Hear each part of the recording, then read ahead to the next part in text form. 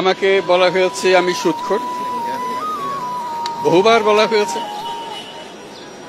আপনারা সেটা গ্রহণ করেন নাই, কারণ গ্রামীণ ব্যাংকের মালিক আমি না। সুদ যদি গ্রহণ করে থাকে, সে গ্রামীণ ব্যাংকের মালিকেরাই গ্রহণ করেছে। আমি যখন গ্রামীণ ব্যাংক থেকে আমাকে যখন বের করে দেওয়া হয়, তখন গ্রামীণ ব্যাংকের ৯৭% সদস্যের মালিক ছিল, গ্রামীণ ব্যাংকের মালিক ছিলেন তারা। ৯৭% মালিকানা আমাদের সদস্যদের কাছে ছিল। সুদ যদি গ্রহণ করে থাকেন, তারাই গ্রহণ করেছে।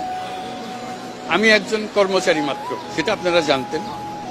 আমি গ্রামীণ ব্যাংকের মালিক ছিলাম না কখনো।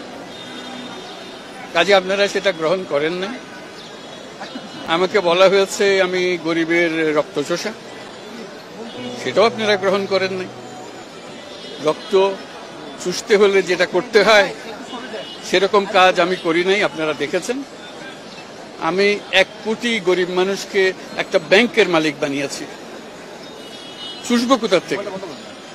তাদেরকে মালিকানা দিয়েছি, আর কেউ তো দেন এই পর্যন্ত। এটা তো সত্যি ঘটনা, এখনো আছে তারা মালিক।